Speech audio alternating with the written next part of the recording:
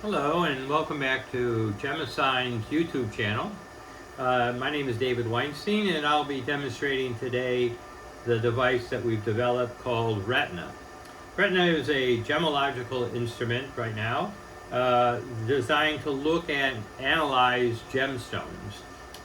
It's portable, it's a very strong device in terms of the information that you can get from it. It does not require any gemological information in order to operate it. It does not require anything other than to place the stone over the light source, point the probe at it, press a button on the computer, and that should allow you to capture the spectra for the gemstone that we have over the light source. What I'm going to do today is analyze for some rubies. The first one I'm going to analyze for is, let me see, which one should I take here? All right, so this one is the natural ruby from Vietnam. Vietnams tend to be a little on the pinker side. They're still red enough to be called rubies. If they were more pink, they would be called sapphires, but this happens to be a ruby, the Vietnam origin. I only know from my supplier who told me that he feels it's Vietnam. I don't have a certificate from one of the major laboratories to confirm that, but let's take it as to be Vietnam just for right now. All right, so what I'm going to do is I have the instrument set up to analyze a colored stone. It's got 3 light source buttons: broadband, UV, and laser. And what I'll do is I'll just place it over the broadband, place the stone over the broadband light with over this one of these little discs with a hole in it so light can come through, and press the button called broadband. Okay, that little ring tells me that it's finished capturing the spectra. It only takes about a second or two to capture it. And now move the stone over to keep it right on that little platform. Move it over to a second light source, which is the UV. And again, just position the stone, position the probe, press scan, and 29,000, excellent. Now this number 29,000 just tells me the intensity of the signal that's going into the detector. I like to have something over 10,000 that allows me to be confident that the signal coming from the stone is well and above the electronic noise that every machine will normally have generated. So that's that. My last light source is my laser, and usually rubies will turn red in a laser source. Wow, there we go. Doesn't have to be super bright. As the laser, for example, and the UV, you don't want to necessarily stare at the light source or necessarily staring at the stone that's coming through, the light that's coming through it. Basically, you want to get enough red light. Doesn't have to be as bright as it can be. It just needs to be red a little bit. You probably have it over what I have. Matter of fact, if you get too much light going into the detector, it warns you, says that you've saturated the detector, and that you should bring the probe a little further away from the stone. And looks like it's a little strong still. Let me just maybe move the stone a little bit so it's not as bright. That should do that. And usually clicking on the space bar is all you have to do. You don't have to really use the mouse. Okay, there we go. Perfect. So now I've captured all 3 light sources. What I'll do is I'll put the ruby back inside its little holder. And okay, so while I'm going to press a button called Show Results, and I'm going to move the camera so that you can see exactly what it is that I've been doing. Okay, so if I can get it positioned here, I guess I'll have to balance it. Okay, fine. Let me bring up the intensity or the magnification. There we go. Okay, so while it's looking at establishing what is the best match on all three light sources. Let me just run through. Okay, so actually it gave me the result already. It said natural ruby Vietnam, and actually that's exactly correct. It told me that confidence on it is 93%, which means it's a very strong match to the stones that are in the library, that one particular stone in the library. Just go back here for 1 second. Let's look at the broadband. That's what the broadband looks like, between 300 and 1,000 nanometers. This is what my UV looks like. Basically, this is an argon mercury lamp, so we have some short wave and some long wave. And usually the differences are primarily in the short wave for any of the stones that we've analyzed. Let me turn this, there we go. Okay, and then the last thing is the laser. This is a very classic corundum laser, and not much happening except right here at around 695. Okay, a little bit of what we call wings to that laser. Okay, so that's it, and it gave the right answer. That's excellent. Natural ruby from Vietnam. All right, so let's move on, and I'll move this back here. I see it's still recording. Good. Okay. So hopefully I've got my positions here on the floor, so I can put this right back in the right spot, and there we go. Should be good. Okay, should be back where we wanted to, and my sample's back in there. Let's take another type of ruby. Let's take a ruby that is actually a synthetic. Let's try this. This stone is only worth about $50, whereas a natural ruby is worth hundreds of dollars. So there's quite a bit of difference.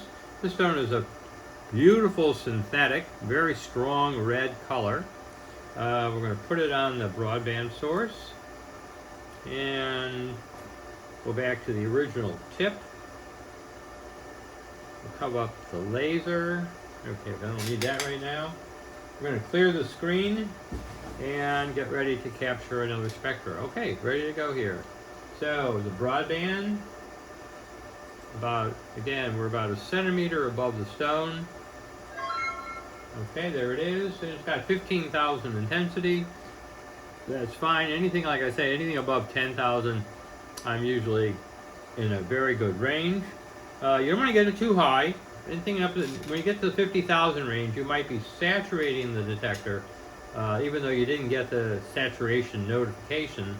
But once you get above 50,000, that's pretty strong. That's to keep it somewhere between 20 and 40 is really sort of the ideal. 10 is sufficient, and 50 is okay as well. All right, so now let's capture the UV. Okay, there it tells me the UV is weak. Okay, so let's move the probe a little closer. And just clicking on the space bar will normally allow you to get that. Maybe I'm not over this hole. Okay, let's try it one more time. Okay. Okay, this is 5,000. Move the probe a little closer. You can actually put the probe right on the stone if you want. You want to be just careful you don't damage the tip. All right, so there's 6,000. Let's just take a quick look at it and see how it looks. All right, I think it looks okay. The only thing I can do, I can take the stone and put it right in the well. Take the little disc away. Now you want to place the probe right on top of the stone. So you want to have it so that it's nice, very strong. Again, you don't want to look at the UV source because it is dangerous to the eyes to look at. But when you're this distance away, I think you're fine. Again, the signal here now is 34,000, which is more than sufficient. And we're going to come up here to the laser. Again, you see it turns red, which is again not uncommon for rubies at all. And we have one more thing to capture here. Capture the laser. Now, the difference between a natural ruby and a synthetic ruby is that one's made in the laboratory and one comes out of the ground. So, chemically, they're usually very, very similar. And because they're chemically similar, they tend to have really the same structure as well. So same chemical, same physical, and for the most same optical properties, which can make their separation somewhat difficult. The Gemasign machine is specially designed to look at very subtle differences in the spectra, and we're confident that we can separate naturals from synthetics in most stones as they occur, like diamonds, where it's very important, rubies, where it's very important. Okay, so now we have captured all three light sources. Let me just put my stone back. Okay, so I'm going to press the go button here. This time I'll move the camera first so you can see exactly where the analyze button is. Okay. And I'll bring up the intensity of the magnification. Okay, so here is my show result button. And again, while it's doing that, I can show you, well, maybe I can't show you till it's done.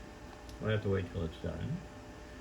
So anyways, what it's doing now, again, it's showing you here the 15,000 on the broadband, 34,000 on the UV, and 31,000 on the laser. Very strong signals. Therefore, I should have a good reading. I'm looking in the cloud for the best match on all three light sources, the broadband, the UV, and the laser. And there it is, synthetic ruby. It doesn't list here which manufacturer, nor does it list the type of growth method. This tells me it's synthetic ruby. If I go down here to more results, we'll see if we can find out more about it. It tells me that the first one just tells me synthetic ruby on the second, synthetic ruby on the third. The fourth one actually says it looks like a natural ruby. Must be a natural ruby that has a lot of synthetic characteristic. I doubt very much that it's a mistake. But 4 out of the 5 here gave me synthetic ruby, and especially the first one, which is the most important reading, at 97% match between that and what's in the library. Okay, so that's an excellent result. And let's put this back here. Okay, so in order to not keep these videos too long, I think I'm back in a good position here. Okay, so that's what we have. We analyzed 2 rubies, 1 natural, 1 synthetic, and the Gemasign device called Ratna was successful in identifying which one was natural, which one was synthetic. And I want to thank you very much for watching the channel, and I hope you've enjoyed it. If you want to press the subscribe button, that would be great. If you have any questions about these results, you can reach me at david@gemasign.com. That's the message. I hope you enjoyed the video. Have a good day.